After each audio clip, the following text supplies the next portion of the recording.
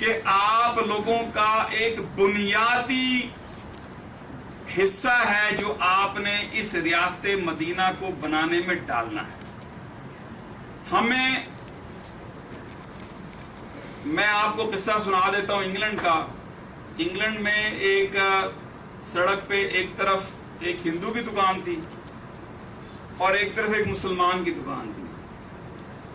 مسلمان نے اپنی دکان کے اندر جب ہم جاتے تھے جھنڈا بھی لگایا ہوا تھا پاکستان کا اور کلمہ طیبہ بھی لکھا ہوا تھا اور 2-4 بڑے اولیاء اکرام کی تصویریں بھی لگائی ہوئی تھیں اور اقوال زرعی بھی لکھے ہوئے. اس کے مقابلے میں جو ہندو کی دکان تھی جو کہ ذرا زیادہ بڑی تھی, زیادہ آباد تھی, اس نے اپنی کوئی مورتیاں بھی رکھی ہوئی تھی. میں اور میری بیوی 2 سال پاکستان کی دکان پہ جاتے رہے. ایک دن ذرا لیٹ گئے تو وہ بند ہو گئی تھی کسی وجہ سے. ہندو کی دکان کھلی تھی, پامرے مجبوری وہاں گئے. ہمارے پہ یہ منکشف ہوا کہ ہر چیز زیادہ سستی تھی اور زیادہ معیاری تھی. اب آپ یہ سوچ لیجئے کہ کتنا بڑا تماچا ہم نے اس جھنڈے پہ مارا, ہمیں کتنا بڑا تماچا اپنے منہ پہ مارا کہ جب ہم کلمہ طیبہ لکھ کر اور اولیاء اکرام کی تصویریں لگا کر اقوال زرعی لکھ کے حضرت علی کرم اللہ وجہہ کے اقوالات کو لکھ کے اور پھر وہاں بیٹھ کر ہم شام کو ہم اس کی پرائس ٹیگ بھی بدل دیتے ہیں, ہم کوالٹی بھی خراب کر دیتے ہیں, تو کیا ہم مسلمان ہیں یا نہیں؟ یہ میں چاہتا ہوں کہ اگر آپ میں سے اگر 25% تاجر بھی یہ سوچ کے اپنی دکان پہ بیٹھیں کہ ہم پی ٹی آئی کا حصہ ہیں, ہمیں نہیں معلوم. اب ہمارے یہاں ایک بہت بڑا ہم اپنے ضمیر کو تسلی دینے کے لیے کہانیاں بناتے ہیں. او جی وہ وزیر بھی تو کرپشن کر رہا ہے, پھر کیا ہو بھائی؟ وزیر نے جانا اپنی قبر میں, میں نے جانا ہے اپنی قبر میں, اور آپ نے جانا ہے اپنی قبر میں. ہم جو پی ٹی آئی میں آئے ہیں, ہم عمران خان پہ احسان کرنے نہیں آئے, آپ میرے پہ احسان کرنے نہیں آئے, آپ حاجی طاہر نوید پہ احسان کرنے نہیں آئے. آپ آئے ایک نظریے کے تحت.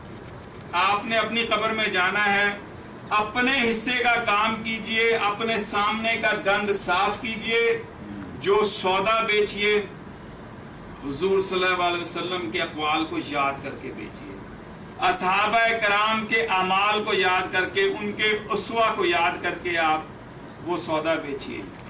اسی طریقے سے اپنی دکان کا گند باہر نہ پھینکیے, اپنی دکان کے باہر جو ہمارے اسلام کے اصول ہیں ان کو چلائیے. آپ کی دکان معلوم دے کہ یہ ہے وہ شخص جو کہ نمائندہ ہے پی ٹی آئی کا, جو نمائندہ ہے انصاف کا, جو کہ نمائندہ ہے ریاست مدینہ کا. آپ دیکھیے گا انشاءاللہ جتنا آپ لوگوں کا واسطہ پڑتا ہے عوام سے, شاید ہمارا نہیں پڑتا. اب تو حالت یہ ہے, مجھے جھنگ میں لوگ بتا رہے تھے کہ جی اگر اس کو کاسٹ کسی چیز کی مہنگی پڑی ہے یا نہیں پڑی ہے, 2 گالیاں دو جی حکومت کو اور کہو جی حکومت نے مہنگائی کتنی ہے تو بیچتے جاؤ چیز. تو یہ میں چاہتا ہوں کہ سب سے بڑی جو ہماری تبدیلی آنی چاہیے وہ ہمارے کردار میں آنی چاہیے. اگر ہم اپنے کردار کو ٹھیک کر لیں گے, اور میں یہ نہیں کہتا 100% کر لیں گے, وہ اس طرف سفر شروع کر دیں. آپ یہ کہیں کہ اس مہینے میں نے ایک مسلمان تاجر کی صرف ایک عادت اپنانی, تو کوئی ایک اپنا لیں. آپ صفائی اپنا لیں, آپ حسن اخلاق اپنا لیں, آپ مسکرا دیا کریں گاہک کو, آپ اس کے ساتھ بدتمیزی نہ کریں, آپ اس کے ساتھ تیوری نہ چڑھائیں, یا آپ کہیں کہ میں نے بھائی بس چلو میں اور کچھ نہیں کر سکتا, میں تول میرا پورا ہوگا.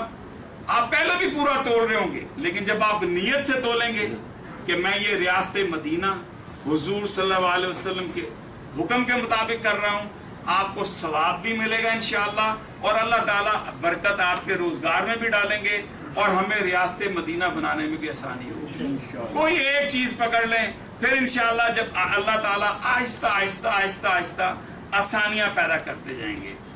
ایک یہ بات, اور دوسری میں یہ کرنا چاہتا ہوں کہ آپ لوگ اس چیز کے سٹڈی سرکل بھی بنائیں کہ مسلمان تاجر کیا ہے, اور یہ اس کی باقاعدہ رپورٹ پیش کیا کریں کہ آپ نے کتنے مہینے میں ایک سٹڈی سرکل تو ہو سکتا ہے نا جی, کسی ایک بھائی کے گھر پہ کھانا ہو جائے, گپ شپ کی گپ شپ ہو جائے گی, فرینڈ شپ ہو جائے گی, کامریڈ شپ ہو جائے گی, اور کسی نہ کسی کو ٹاسک دیں, آپ کے پڑھے لکھے لوگوں کو ٹاسک دیں کہ یار آپ نے ہمیں یہ بتانا ہے کہ ہمارے حضور کے اقوال ایک لے آؤ پکڑ کے, اور اس پہ ریسرچ کر کے لاؤ کہ تاجر کے بارے میں, تجارت کے بارے میں کیا قول ہے, تاکہ وہاں سے کچھ لوگ انسپائر ہوں اور انسپائر ہو کے اس پہ اعمال شروع کریں.